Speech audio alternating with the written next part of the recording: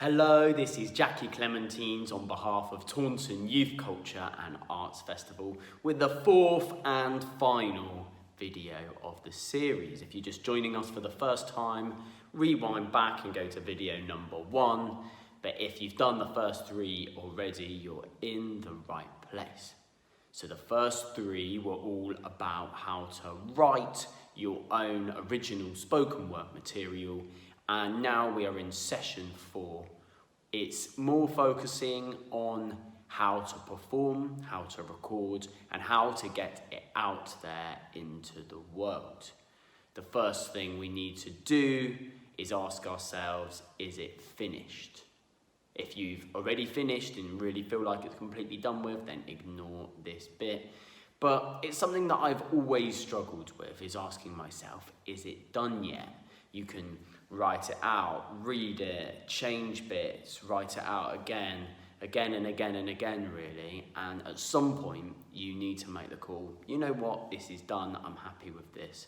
This is a finished piece. One thing I want to say about finishing is that there's no length which is right or wrong for this. So it could be just a few lines long, or it could be 10 minutes long. There's not a particular amount of time we're looking for. It's if it feels ready and complete that is important to you, not nothing to do with how long it is. There's a Japanese tradition of writing poems called haikus, which are only 3 lines long, that's 17 syllables, really short, but they're complete, finished pieces at that length. And likewise, there's many epic works from across the different disciplines that are really long and really take you on a journey. So nothing's too short, nothing's too long, it's just if it feels right to you. At some stage, I think it's important to try testing this material on an audience. For me personally, the life cycle of a project is definitely that I write it, and then I test out little bits on stage and see how the audience reacts to it. Or it could just be to a group of friends, or it could be that you send a little video to a mate for feedback. But there comes a stage where you've been going around with it in your head for so long that you don't know whether it's ready or not, and it's time to test it out and be willing to edit it afterwards. But the first step towards performing it, and performing it as well as you possibly can, for me, one of the absolute most important things is memorization. It's memorizing it, it's getting it into your head and locking it in there forever. Really getting it in there. And I know some people find this really difficult, others people find this really easy. But what I will say, you've probably noticed at various stages of this course, if I am reading off a script and sometimes you're struggling to read what you've written, then the flow feels so much less real, because you're not just speaking from the heart, you are reading something. And I'm not saying you can't do amazing performances off a script, but what I am saying is the better you have it in your head, the more it will flow organically and the realer it will feel. So I have 2 things for you to try to help you memorize your piece or your pieces. I know some people have got more than one, which is pretty cool. I've had, thanks by the way, everyone who's been in contact, getting involved in the Zooms and all of those things. It's really exciting to see where we're at with this. So you might have 1, you might have 2, as some of you do. But memorization, the first memorization technique which I would try, and this is the one that works best for me, is to record yourself speaking it and then listen to it back, speak it again, listen to it back again, and repeat that as many times as you want. You can do that on a video, on your phone. I would suggest doing it on voice notes. If you have any voice notes, that's definitely where I do it. And then just have it going on. Like you can just have it on your speaker or in headphones when you're walking about, going about your daily life. Just have it going round and round in your head. And that's really, really, for me, that's the way to learn. It just keeps coming, my own voice. It's a bit weird. It takes some getting used to, having your own voice in your ears all the time. But that is the one that definitely works for me. The other one is to try and write it out in a way that you will visually remember the shape of it. We talked last session about structure and the shape of a performance piece. And in that, obviously, when you write out lines in a certain way, it will make a particular shape. And basically, to write out your piece as neatly as you can, my handwriting is absolutely horrendous, but write it out as neatly and clearly as you can. And try things like doing each line in a different colour. So you go like, write a line in a red pen, write one in blue, write one in green, and maybe block all of your lines into blocks of 4 that are all different colours. However it works for you, but write it out in a visual structure that you can really imagine the words on a page. So I would suggest, if you're new to this, trying both. But if there's one you know is going to be better for you, then just stick with that one. What I would like everyone to do, pause the video now, try ideally both of those memorization techniques, and then come back to us. Enjoy. So now that you are back, I know depending on how long you just paused for, I know it's not long enough necessary to get it completely in your head, but over the coming days, work on it, try to get it as glued inside your skull as possible, because that will help. You want to be dreaming it, you want to have it going through your head like that catchy pop song, always going around in your head, and then it's in there. And once you have properly memorized it, I would say it's pretty much in there forever. Like, I think just about everything that I've ever memorized at some stage, even stuff from like 10 years ago, is in there still, and you surprise yourself how it's still in there years later.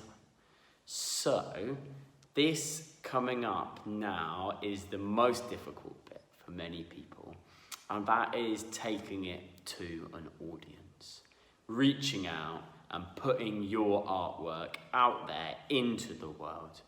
And maybe you find this easy, but I think most people find this a little bit difficult, and my top tip is to start small.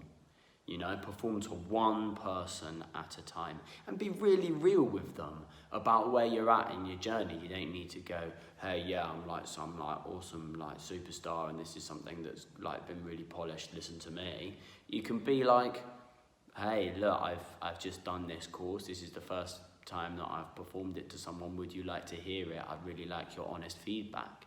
And you can find someone in your house if you live with other people. Anyone at home. If you don't have anyone in your immediate bubble or in your home, then you could try maybe doing it over a video chat with someone. If you're watching this live, then at 4 p.m. today, there will be a Zoom session with myself and a few others, and those are always spaces to share in a really like safe held space where we'll all give really supportive feedback together. Or yeah, try it just with a video call with any mate wherever they are, and say, can I perform this piece for you? So stop the video, find at least one person, ideally 3 or 4 separate people, 1 or 2 in the house, 1 or 2 on the video call, and perform to them. And be real with them about where you're at, and just say, I'd really like to share some words I've written with you. And then just really feel it. How does it feel for you to perform? Do you feel nervous? I always say nervousness is one of the most useful emotions if you can channel it. You feel scared, you feel anxious, you feel nervous because you have adrenaline in your system. The adrenaline is there because it's your fight or flight. You're scared. Is there a lion chasing me? Fight or flight. Do I kill the lion? Do I run away from the lion? what should I do? And basically adrenaline can give you semi-superhuman powers. All of the top athletes in the world run that much faster when they have adrenaline in their systems. And if you can use the nervousness, if you can use the fear and channel that raw electricity and use it to help you, then that creates the most magical live performances possible. And likewise, that nervousness can get in your way if you're not channeling it in the right way. It can make you kind of go into yourself and just forget all your lines, and either way. But the most important thing is getting used to it, getting used to that adrenaline. And for me personally, I absolutely love it. I consider it like an extreme sport. Standing up in front of an audience and being really scared that it's going to go wrong, really feeling the adrenaline, and then when it doesn't go wrong, for me, that release afterwards is the most beautiful feeling. So learn to ride the adrenaline. So stop the video and try to find someone to perform to. Enjoy. So now that you have had a go at memorizing it as well as you possibly can and played around with performing it a bit as well, what we're going to talk about now is how you can produce high quality video footage of yourself performing. So I believe in this day and age that you can make pretty high quality material just using a normal phone. I know this course hasn't been ultra high quality, but all of this has been just filmed on my own phone. I'm not telling you exactly what phone I've got, but it came out about 5 years ago. It's a relatively average smartphone. So if you have access to one of those, whether it's yours or someone in your family, then I would suggest using that. I think that is totally fine.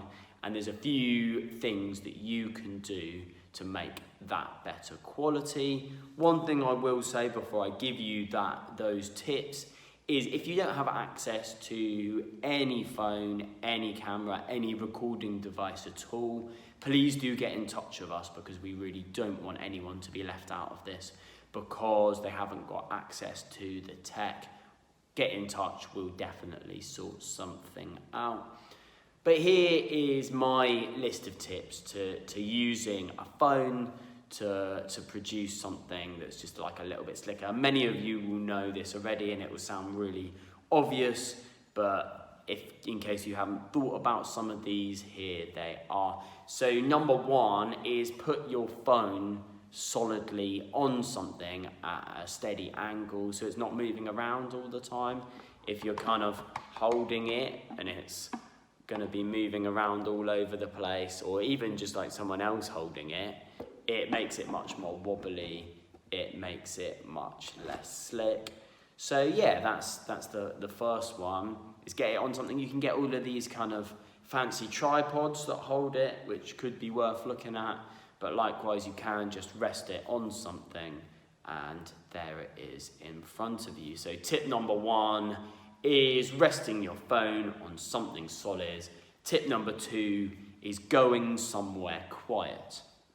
So I've been lucky enough to have produced this video series at a yoga studio that is basically closed because of lockdown, and that's been really, really useful to me because my house is not a quiet place at all, and even the background noise of someone in the next room watching telly or talking loudly, or maybe it's a really busy road outside your room where the lorries are rumbling past, those things will pick up in the background and just make it a bit more muffled and less clear.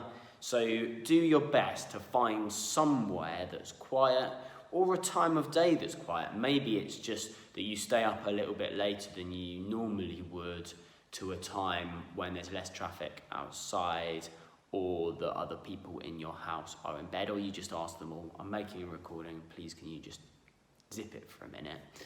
And it might be that you go to more effort than that. It might be that you know of places that definitely are very quiet, or unused spaces at the moment because buildings are closed, like the one that I'm in now, if you have access to them. Or take it to the middle of nowhere. Go out into the middle of Exmoor and find a space. You'll probably get some kind of like chirping insects in the background, but to be honest, that might really make the atmosphere really nice depending on what your piece is. And this leads me on to number 3, which is think about the background. What is the background behind you? I've gone for a really simple, just kind of blank one, which I think is, it takes away the distractions. But if I just lift it like to there, then this is basically the same, but I think the fact that you can see the light switch and the door makes it feel just a little bit less kind of slick, whereas when you have it, so basically the only thing that you can see is just blank, whether it's a white wall or a wall of a different colour. It keeps the focus in a bit more, but likewise you might want to go for a background that does say more. I've gone deliberately blank, but maybe you want to go up against a backdrop which represents what you're talking about more. It might be, anything at all, but choose your background and think about the sound when you're doing that. You might want to do it in front of like a really good bit of graffiti art that you know of, and then go there, get there, stand in front of it and realise that there's a road going right past and it's going to be impossible to actually record it. So sound, backdrop, those two are pretty interlinked. I've got to give you a few online safety tips if we are ever producing video content of ourselves.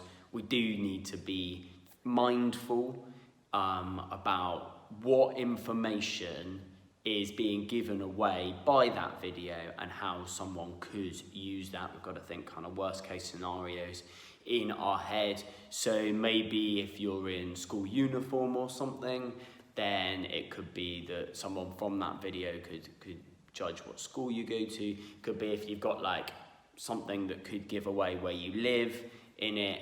Always think about those things. What information is being given away, even without even thinking about it, in the background of the video. And this goes whenever you're making any video footage of yourself.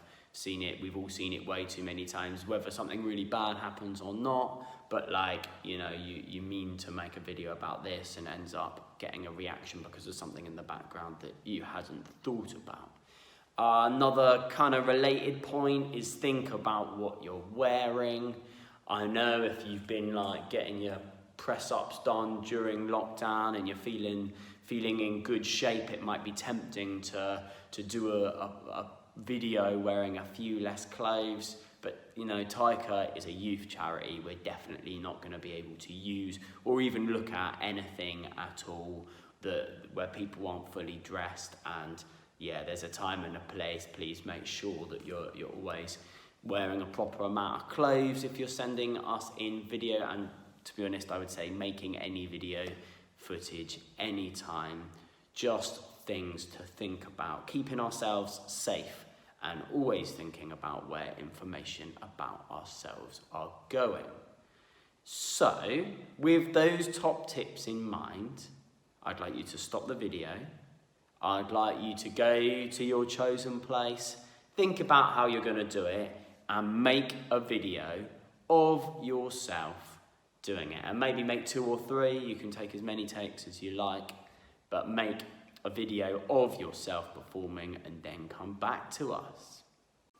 So now that you've made your first bit of video, this is perhaps the strangest bit of the whole process, and that is watching yourself perform. And it's something that I believe is really important. I think to improve your performance skills, the most important thing to do is to perform, video it, watch it back, think about what was the best bit, what was the worst bit, do it again, film it, watch it back, and repeat this process in exactly the same way that when you're writing, you write a sentence, read it back, think, did I like that? What can I change? And when you're watching yourself performing, you will notice things. Like, there's a line there that I can never quite remember, and that's why I deliver it in a kind of way, because I'm actually struggling to remember that one. Or there's a line here that's got too many syllables in it, and I'm kind of stumbling and tripping over that bit. So, watching yourself, you will notice these little things. And I really think that you should be trying to perform, record, watch it back again and again and again and again, and you can polish your work in this way, in exactly the same way as writing and rewriting. But I've got a few activities for you to do whilst you're doing this process to really check that you're doing it in the best possible way for you. And the first of these is to try changing the speed. Try making it as fast as you possibly can. Challenge yourself to go as fast as you possibly can and speed through it. And then try it as slow as you possibly can. Really pace it out. And then try putting a few pauses in. A little 3-second pause.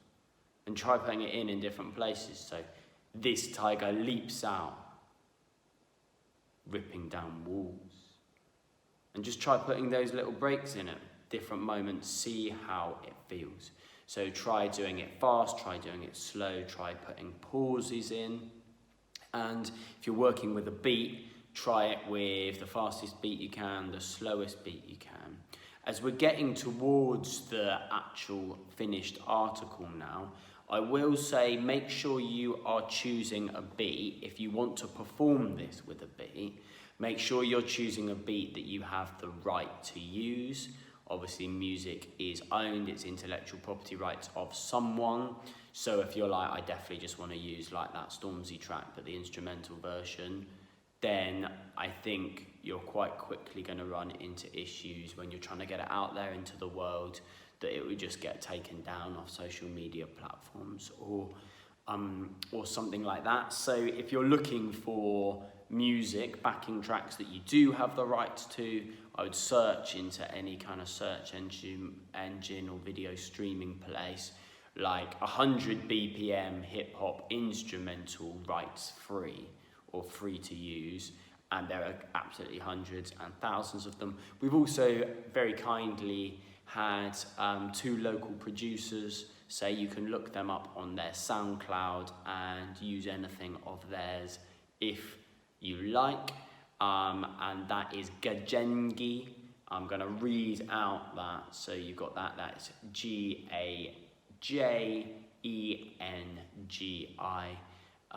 Absolutely amazing performance artist, and he produces some great different kind of hip hop stuff. So if you want to use any of his work, you can kind of play it, stream it, and perform over the top. And likewise, Womble, another absolutely amazing performance artist, does some more 140 BPM, more like bassline and grime stuff. Very welcome too. And if you are using either of these, then let us know. But you can do that, or you can find anything that's rights free on YouTube. So try it fast, try it slow, try it with pauses, try it with a beat, try it without a beat, and then try it again, changing the tone. So that's like the emotion that you say it with. You can do the same piece with anger or with sadness, and it might make a completely different effect when it comes out. So you could be like, this tiger leaps out, ripping down walls, breaking into zoos, liberating its inhabitants. Or you could go, this tiger leaps out, ripping down walls, breaking into zoos, liberating its inhabitants. And it entirely changes the whole thing. So try it angry, try it sad, try it excited and happy. So try to do it in as many different ways as you can think of. Record them all, choose the one that you like the best. It might be a combination of a few of these things. It might be that some lines are angry, some lines are sad, some lines are fast, some lines are slow. But really play with pace and tone, and work out exactly how you want to do it best. Stop the video now and then come back to us when you've played with all of those things. So now that you've made a couple of recordings and tried performing it in different ways, it's now time for you to choose which one you like the most, and that is your performance from there. Now, I'm not going to tell you what to do with this. This is now your work. You can do with it what you want. But I would absolutely love it if you would send it in to us at Taika, because we have a really, really exciting opportunity for anyone that wants to take this a step further. So we're running an event on the 17th of September, and really excited to be able to announce that it's going to be going out on BBC Somerset. So it's going to be a really, really amazing platform. It's also going to be on the Taika website. Going to be an amazing platform for you to showcase your work alongside the work of lots of other people who have maybe started this for the first time, and other people who are professional and semi-professional performance artists, all coming together to share that stage, that digital stage together. So if you want to be part of that, we do need your videos sent in to us by at least the 10th of September, because we need time to do some work with them before then. You can go onto the Taika website and there is a submission form where you can upload it all there. If you're under 18, then we do need a parental permission as well, and then you'll be able to have your work part of what we create there. I will say, because this is going out on BBC Somerset, we do need to make sure that we're keeping the language radio clean. And I know this might be frustrating for some of you if you actually find a particular swear word to be the best way to make your point at a given moment. I know how that feels, but you can definitely do it in a way that is leaving out a particular word where it's implied. Do you know what I mean? I absolutely hate it. It gets the point across, whether you're putting a word in there which we can't play on the radio or not. So I'll say about that. And if you can, I'd really like it if you could start your videos that you send in with us, or just send another one as well, just saying, hello, my name is, and anything that you've thought about the course. Let us know what you've liked, what you didn't like, anything about how you found it all. And if you can talk about your journey of your performance piece as much as possible in that video, that would be brilliant as well. So you can put on there, hey, yeah, my name's Jackie, and I focused on what I wanted to change about the world, and that was extinctions and how we're making other species extinct. And I was focusing on my anger, and I did a few activities, and this is finally what I came up with. And then perform it, so you can do the two separately or together, but we would love as much footage of that as possible to use in the final creation that we're making, and I'm so excited to get that out there. Thank you all for coming on this journey with me. I've enjoyed every minute of it, and it really, really is an honour and a privilege to collaborate with Taunton Youth Culture and Arts Festival and all of the different youth groups and schools who have been involved as well to bring this to you. And if you're interested in taking this journey further, this really, really is not the end. This is the end of this particular course and this particular project. But the opportunities which Taunton Youth Culture and Arts Festival are creating for young people in the area to have professional pathways in the arts are really at the beginning of that journey. There's so much more to come, so watch this space. Love and respect to each and every person out there, and thank you so much for coming on this journey with me. Peace.